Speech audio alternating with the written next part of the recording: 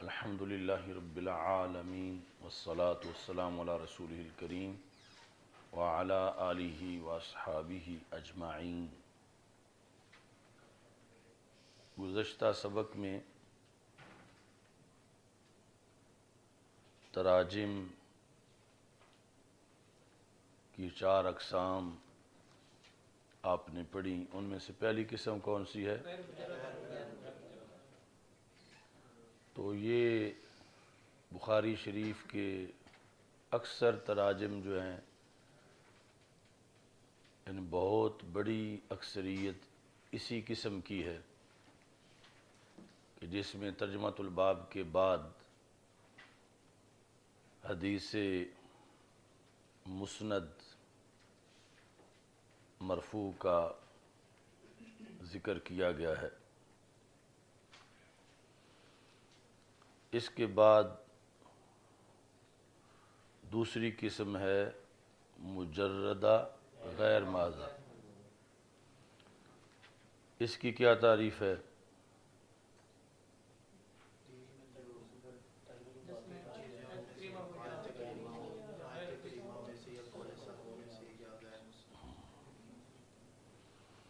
یعنی ان میں سے سب سے پہلے جو ہے وہ ہے کہ آیت کریمہ ہو، پھر حدیث غیر مسند ہو، اور پھر جو ہے وہ اقوال سلف۔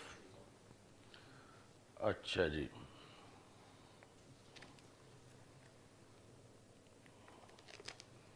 کہ اب نکالو بخاری شریف سے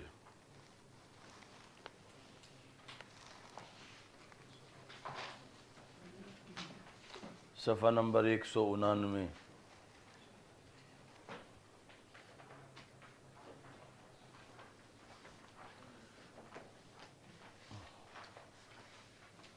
ایک سو 99 میں نیچے جا کر ہے باب الریا فی الصدقات،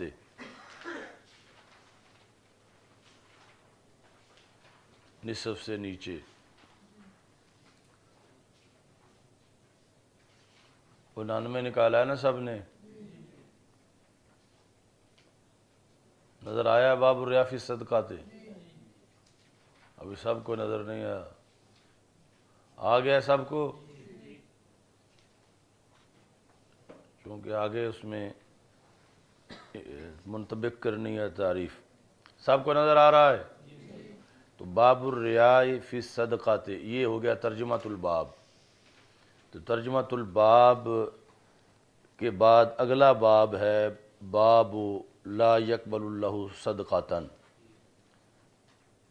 تو ترجمۃ الباب کے بعد اگلے باب تک کوئی بھی حدیث مرفوع مسند موجود نہیں ہے، صرف آیت قرآن ہے۔ یا ایھا الذین آمنوا لا تبطلوا صدقاتکم بالمن والاذی واللہ لا یہدی القوم الکافرین تک۔ تو اس ترجمۃ الباب کو ثابت کرنے کے لیے انہوں نے صرف آیت سے دلیل پیش کی ہے، اور کوئی چیز دلیل کے طور پر ذکر نہیں کی۔ یہ درمیان جو قال ابن عباس ہے اس کا تعلق ترجمۃ الباب کی دلیل کے ساتھ نہیں ہے، بلکہ اس آیت میں جو مشکل الفاظ ہیں ان کی شرح کے ساتھ ہے۔ تو دلیل صرف آیت ہی ہے۔ تو چونکہ اس میں آیت میں سلدہ کا لفظ آتا ہے تو امام بخاری چونکہ آپ کی یہ خوبی بھی ہے کہ لغت بھی بیان کرتے ہیں، اس بنیاد پر آپ نے سلدہ کا معنی بیان کیا لیس علیہ شیء۔ آگے جو ہے وابل، وہ بھی قرآن مجید کی اس آیت میں استعمال کیا گیا ہے، تو اس کا معنی بھی آپ نے حضرت اکرمہ سے بیان کیا ماطر شدید۔ وابل کا معنی ہے ماطر شدید۔ آگے ہے طل، اس کا معنی ہے ندا یعنی شبنم۔ تو یہ جو ایک علیحدہ خوبی ہے امام بخاری رحمہ اللہ تعالیٰ کی کہ مشکل الفاظ کی جو قرآن مجید میں استعمال ہوئے ہیں ان کی ساتھ تشریح صحابہ یا تابعین یا دیگر ذرائع سے کرتے ہیں، وہ ساتھ یہاں ذکر ہے۔ لیکن جو ترجمۃ الباب ہے الریا فی الصدقہ، اس کی دلیل جو ہے وہ صرف آیت ذکر کی ہے، نہ اس میں حدیث مسند ہے، نہ حدیث غیر مسند ہے، نہ اس میں قول سلف ہے۔ تو نہ یہ ہے کہ صرف ترجمۃ الباب ہی ہو اور آگے دلیل نہ ہو، کچھ بھی ذکر نہ ہو، ایسا بھی نہیں ہے۔ ترجمۃ الباب ہے، اور ترجمۃ الباب کے تحت جو ہے وہ جگہ خالی نہیں بلکہ ہے اللہ کے قرآن کی آیت موجود ہے۔ سمجھ آ گئی نا سائن؟ یعنی عمومی طور پر طلباء کے ذہن میں یہی ہوتا ہے کہ ترجمۃ الباب ہوگا بخاری شریف کا تو ضرور پھر بخاری میں اس کے نیچے حدیث ہوگی، تو یہ بھی ایک انداز ہے جس کی وجہ سے بڑے تفتیش کے بعد یہ پھر ترجمۃ الباب کی اقسام جو ہیں وہ بنائی گئی ہیں کہ مجموعی طور پر بخاری شریف کے تراجم انہی 4 اقسام میں سے کسی نہ کسی قسم کے اندر داخل ہوں گے۔ اچھا، اس کے بعد حدیث غیر مسند، اب یہ قسم کون سی جا رہی ہے؟ مجردہ غیر ماضہ۔ تو گویا کہ مجردہ غیر ماضہ کی 3 قسمیں ہیں۔ مجردہ غیر ماضہ کی ایک قسم تو ہم نے پڑھ لی کہ جس میں ترجمۃ الباب کے تحت آیت کریمہ کا ذکر ہو۔ اب یہ ہے کہ حدیث غیر مسند کا ذکر ہو۔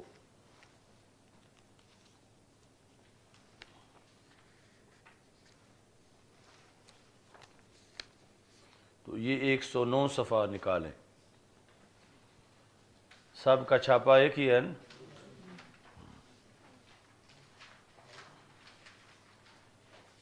ایک 109۔ تو اس میں نصف سے کچھ اوپر ہے، باب استواء الظہر فی الرکوع، کہ رکوع کے اندر پشت کو سیدھا کرنا۔ یعنی رکوع کرتے وقت یہ نہیں کہ پشت اس طرح ہو ڈلوان میں، بلکہ سیدھی ہو، اس کے بارے میں باب ہے۔ باب استواء الظہر، ظہر پشت، پھر رکوع۔ اب اس کے بعد اگلا باب ہے باب حد اتمام الرکوع، نظر آ گیا ہے نا؟ تو یہ ترجمۃ الباب ہے باب استواء الظہر فی الرکوع۔ یہاں ترجمۃ الباب ختم ہو رہا ہے، اور آگے ایسا نہیں کہ آگے لفظ باب آ گیا ہو اور کوئی بھی چیز ذکر نہ ہو، بلکہ ترجمۃ الباب کے تحت جو ہے وہ ذکر ہے، اور وہ حدیث ذکر ہے، رسول اکرم صلی اللہ علیہ وسلم کے رکوع کرنے کا ذکر ہے، لیکن ساتھ سند ذکر نہیں۔ تو حدیث غیر مسند کی یہ مثال ہے کہ جہاں ترجمۃ الباب کے تحت حدیث غیر مسند کو امام بخاری رحمہ اللہ تعالیٰ نے ذکر کیا۔ اب اس کی وجہ پھر آگے بعد میں بیان کریں گے کہ ایسا کیوں کرتے ہیں۔ وقال ابو حمید فی اصحابہ رکع النبی صلی اللہ علیہ وسلم ثم حاصر ظہرہ۔ تو ابو حمید سے مراد ہے ابو حمید ساعدی رضی اللہ تعالیٰ عنہ۔ تو انہوں نے اپنے دوستوں میں بیٹھے ہوئے طریقہ بتایا کہ نبی اکرم صلی اللہ علیہ وسلم کی نماز کا کیا طریقہ ہے۔ تو یہ مطلب بنا کہ بات تو رسول اکرم صلی اللہ علیہ وسلم کی ہے اور حدیث سرکار کی ہے، لیکن سند اس کی موجود نہیں ہے، یعنی سند امام بخاری سے ابو حمید ساعدی تک، اور ابو حمید ساعدی جو ہیں وہ صحابی ہیں، انہوں نے جو بیان کیا وہ انہوں نے ایسے ہی ذکر کر دیا۔ باقی یعنی اس کی وجہ یہ ہوتی ہے کہ دوسری جگہ یہی بات سند سے وہ ذکر کر چکے ہیں، تو وہ چاہتے ہیں کہ خواہ مخواہ تکرار نہ ہو، نہ تو یہ ہے کہ یہ بات کچی ہے کہ اس کی سند نہیں تھی اور اس لیے ذکر نہیں کی، یعنی سند اس کی تھی اور اس کو مکمل سند کے ساتھ ذکر بھی کیا ہے، لیکن اب جو ہے وہ اختصار کے پیش نظر سند جو ہے وہ حذف کر کے صرف دلیل کو جو ہے وہ ذکر کر دیا گیا ہے۔ اب تیسری مثال اسی قسم کی، کون سی قسم چل رہی ہے؟ مجردہ غیر محضہ، قول سلف ہو۔ تو صفحہ نمبر 129 نکالیں۔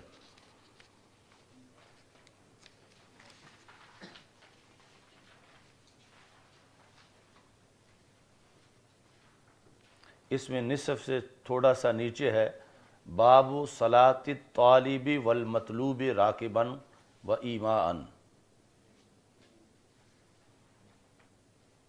طالب اور مطلوب کی نماز۔ نظر آیا ہے؟ اچھا جی، ایماء یہاں تک جو ہے وہ ترجمۃ الباب ہے۔ اچھا جی،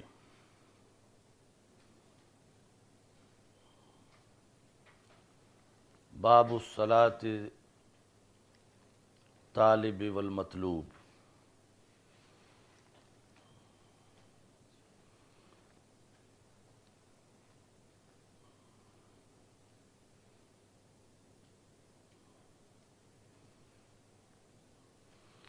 تو اس کے اندر